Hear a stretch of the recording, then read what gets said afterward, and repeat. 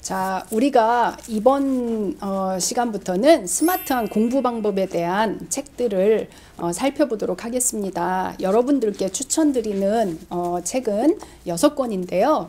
첫 번째로 1년 만에 기억력의 천재가 된 사나이라는 책이 있고요.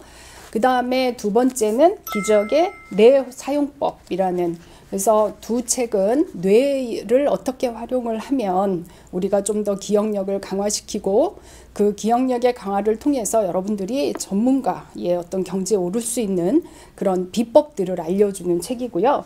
그 다음에 그릿이라는 책이 있고요. 이것은 이제 개인의 어떤 끈기와 의지가 얼마나 중요한지, 그리고 또 하나는 발표의 기술.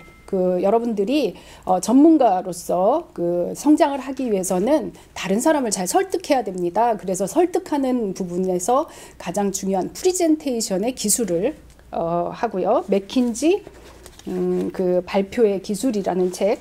그리고 마지막으로 제일 싫어하지만 현대 사회에서는 자기 표현이 굉장히 중요합니다. 그래서 표현력을 강화시키는 글쓰기, 유혹하는 글쓰기, 그리고 직업으로서의 소설가라는 책을 추천해 드리도록 하겠습니다.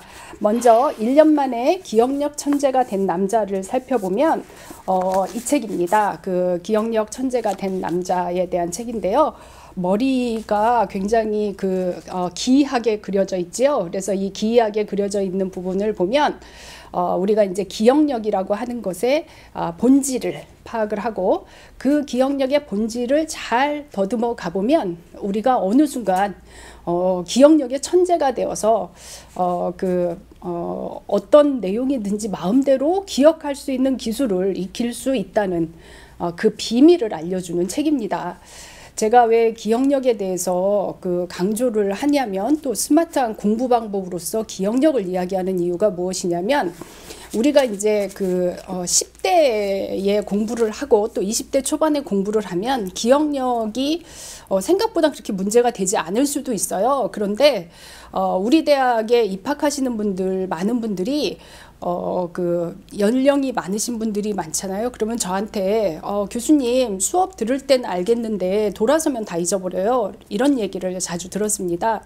그래서 그러면 이분들이 강의에서 들은 내용이 오랫동안 머릿속에 남아있지 않는다는 건데, 어떻게 하면 좀 더 오랫동안 기억을 할 수 있고, 그래서 배운 것을 얼마나 오랫동안 유지하면서 또 졸업하셔서 또 일을 하시는 중에 배우신 것들을 바로바로 활용할 수 있을까, 이런 고민을 제가 하게 되면서 그것이 뇌의 어떤 기능과 굉장히 기억하는 것이 연결되어 있다는 것을 알게 되었습니다. 이 기억력의 천재가 된 조슈아 포어라는 남자는 누구냐면요, 기자예요. 미국의 기자인데, 이분은 글 쓰는 능력이 탁월한 것 같아요. 어떤 주제든지 자기가 연구를 하고 조사를 해서 글을 쓰는 그런 능력을 가지고 있고, 이 책을 써서도 상을 받았을 정도로 상당히 많은 여러 작품과 책에서 자신의 저서를 통해서 자기 어떤 글 쓰는 능력, 취재하는 능력을 보여준 사람입니다. 근데 그렇게 탁월한 글쓰기를 잘하는 이유가 무엇이냐면, 제가 보니까 이분은 무엇인가 목표를 정하고 그 목표를 이루기 위해서 굉장히 끈질기게 노력을 하고 그 성과를 내는 그런 타입이더라고요.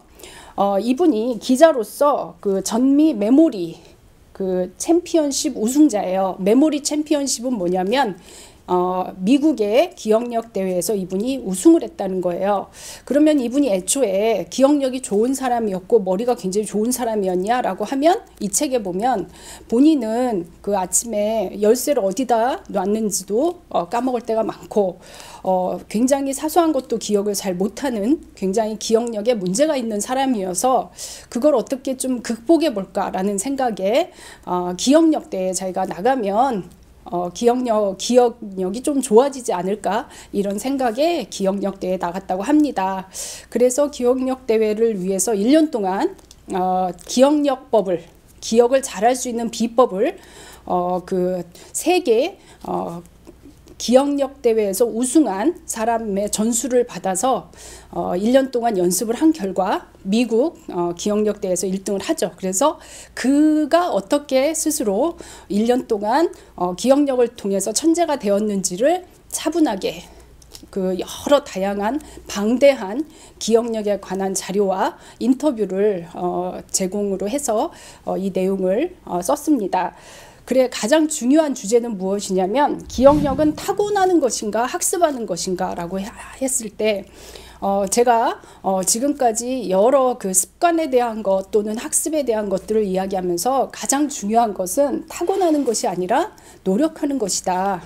그 노력하는 것이지 천재적으로 누군가 타고나는 것이 아니다 이런 얘기를 했었어요.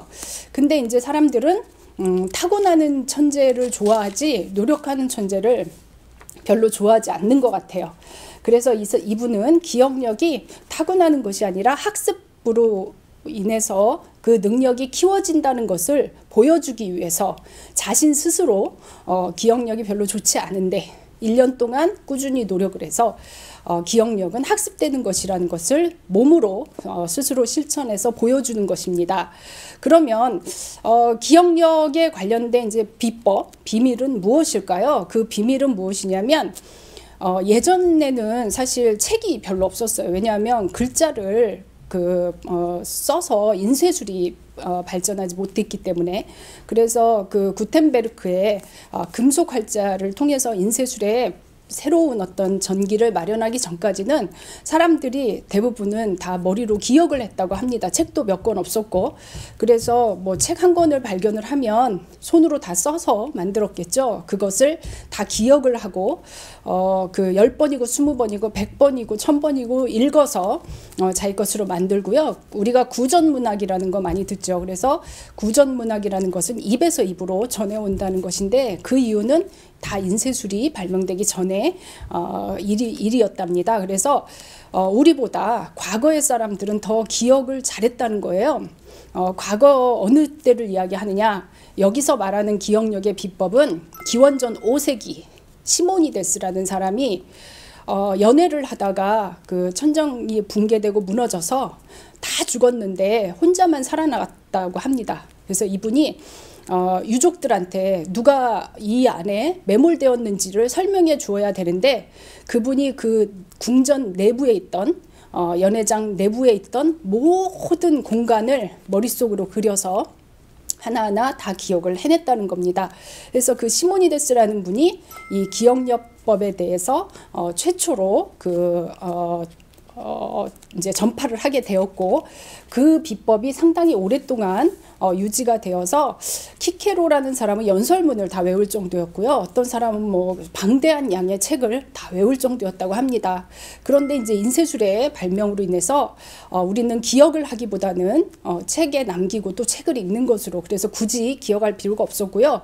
단적인 예로 스마트폰이 나왔을 때 우리는 전화번호를 이제는 외우지 않습니다. 예전엔 그래도 외웠는데 지금은 본인의 전화번호를 기억하지 못하는 사람도 많이 있습니다. 그래서 그 없어진 그 기억력 비법을 이 기억력 대회에 참여하기 위해서 이분이 이제 스스로 마스터링을 하게 되는데요. 그 비법은 무엇이냐면 일단 그 기억의 궁전이라고 하는 어떤 공간을 선택을 해요. 여러분들이 어린 시절부터 살았던 집, 그러니까 크면 클수록 좋고 그 안에 무엇인가 많은 것들이 배치되어 있을수록 좋습니다. 그 기억의 그 궁전이라고 하는데 그런 공간을 하나 선택을 하세요. 아니면 뭐 학교를 선택해도 좋고요. 그 각각의 선택하는 그곳에 본인이 기억하고자 하는 물건이라든지 이미지를 배치를 하는 것입니다. 그래서 우리는 낱말이나 글자로 쓰여 있는 것보다는 이미지를 더 빨리 기억한다고 해요. 그래서 그걸 다 이미지화 시켜서 그 공간에 배치를 해놓고 그것을 반복적으로 머릿속에 집어넣은 다음에 나중에 그 공간을 거닐기만 하면 그곳에 기억하려고 했던 모든 이미지들이 다 살아서 올라오는 거죠. 그런 비법을 통해서 이분이 기억력의 천재가 1년 만에 되었다는 이야기인데요. 여러분들 스스로가 좀 기억력을 향상시키고 싶다. 그리고 나의 자녀가 좀 기억력 비법을 통해서 공부를 효과적으로 하는 걸 바라고 싶다라고 할 때 이 책을 참조하시면 좋겠습니다.